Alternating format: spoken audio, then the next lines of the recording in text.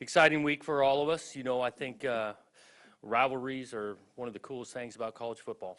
And I think what's unique, too, about somewhat the Northwest, because I've been able to experience a few of them, is like their emphasis on within the state of Oregon, you're a duck or a beef, at Washington or Montana. And I think that's a little bit unique compared to maybe some of the rivalries that are about a couple of states or shoot, even in LA. There's so much going on that it's not maybe the most important thing all the time. But so we're excited about what this Friday game brings and to be a part of it. We've got some work to do. It's a good football team that plays physical, fast, got an elite quarterback.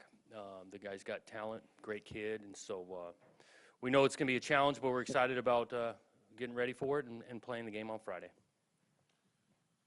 So where are you at on the importance of a rivalry like this? Coaches seem to be all over the map, where it's just another game to it's the biggest thing on the planet. Where are you?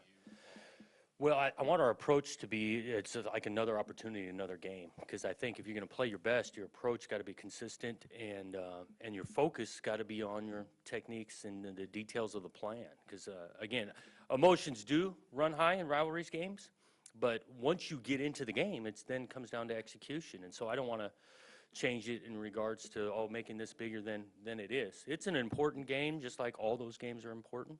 And it should have a great atmosphere, which we want to play in. So go back to looking forward to it. What was your, going into the week, what was your message to the team insofar as, do you say stuff? Do you tell them to Right. tamp it down, or is it just typical? Yeah.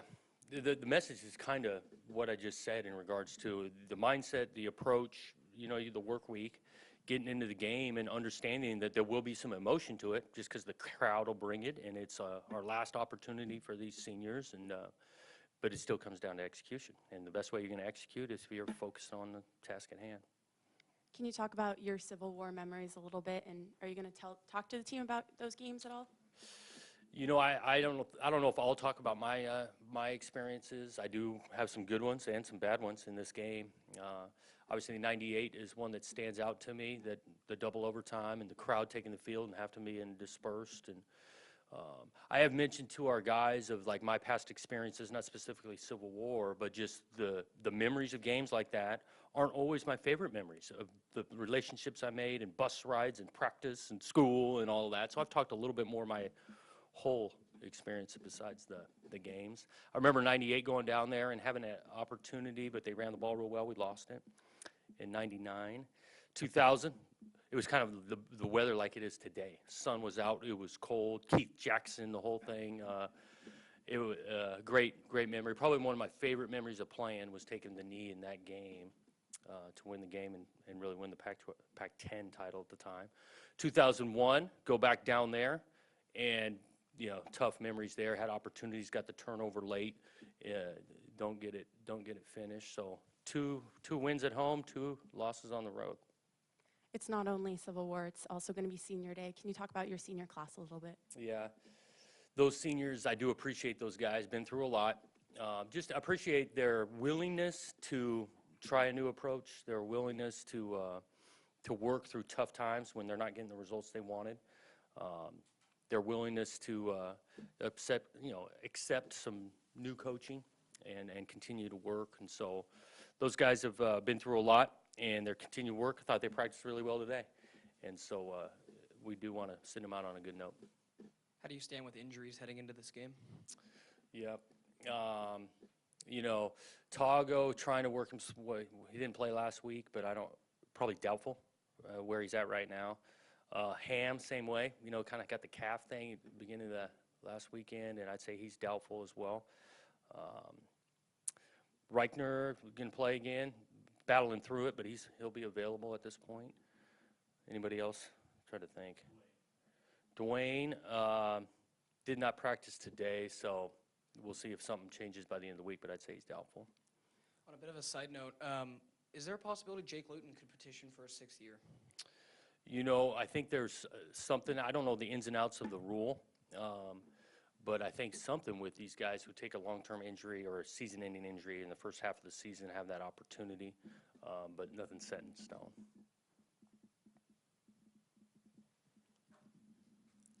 Going back to Saturday, a couple things.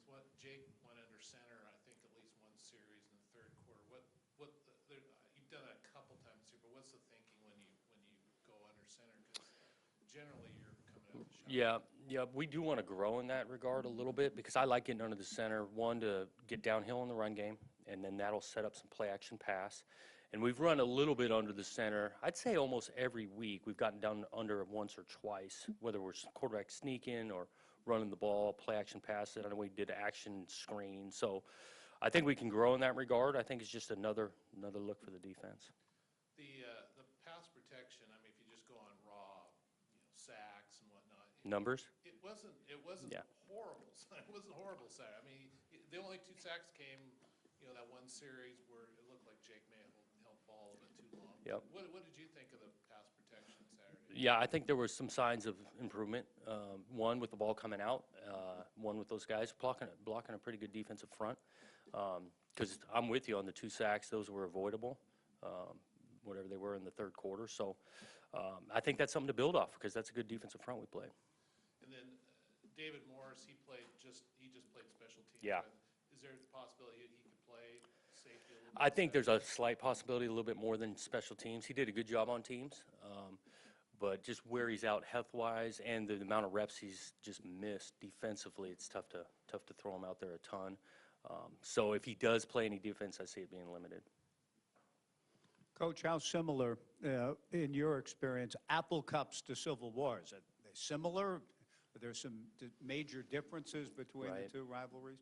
I think it's pretty similar in regards to, again, it's just statewide. You're duck beef or you're a coug or a dog, and similar pageantries, passions. Was fortunate to be in that game 4 times, and that's what, again, go back to this Northwest thing of it's just statewide. Like I was part of the Brawl of the Wild in Montana for two years. What a game that was. I don't know if you guys saw the game last weekend between Montana and Montana State. So that's why I think going back to really Northwest, but rivalries are unique and when it's just strictly the state.